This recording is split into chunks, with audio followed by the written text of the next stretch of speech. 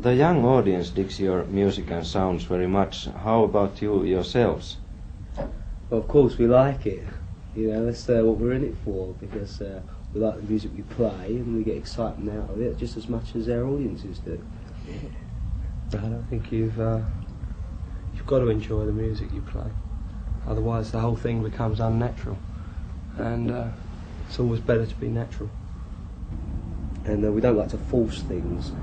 Because they happen naturally, the audience get an excitement out of it because they don't know what to expect, and we get an excitement out of it because it's not been rehearsed. The performance has not been rehearsed to an extent that we know what's going to happen song after song. The thing is created on the night. Every night is different. And it has that excitement because of the unexpectedness of what's to come.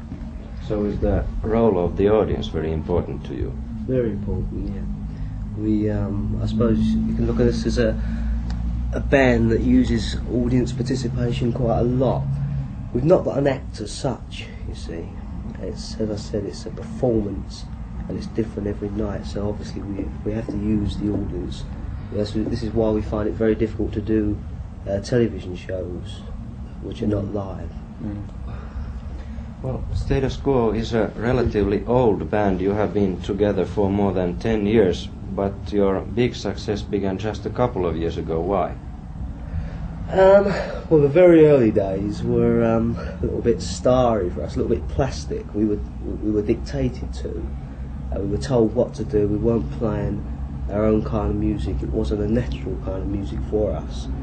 When we had a bad time in England and we went down. And so we were left alone and we had a chance to develop our own music. And I think it took a little while to get the respect from the British audiences, but when they realised that we weren't forcing anything and we were being completely natural, I think they came along with us. And it took a while, and that's why it happened just a couple of years ago. Because it did take quite a while, although we've been together 10 years, as you say. So you had to find yourselves first. Right, yeah, we had to find ourselves, which is always a difficult thing, to try and find a direction to go in and a natural music to play. Well, status quo means some kind of a permanent state of affairs. Why did you choose this name? Status quo means, in the Latin form, it means us as we are. The status means you rank your position, quo means in unaltered condition. Politics, it means the existing state of affairs. We like the meaning of it, thanks. We like the meaning of that, you know, although there was no thing of creating a meaning, we just liked the sound and it went with the band. Yeah, and now we've got the name Status Quo, we can say, oh, it means all these things and it's great, you know. How did you happen to create this kind of sound? It's developed over. It's a natural thing that's just come from within us. We haven't forced it. We haven't tried to. It's a thing. We started off. It's in '68. I mean, we started off with a sound which was said then to be different. Music, muted sound. Yeah, kind of a muted sound, and it's just developed from there.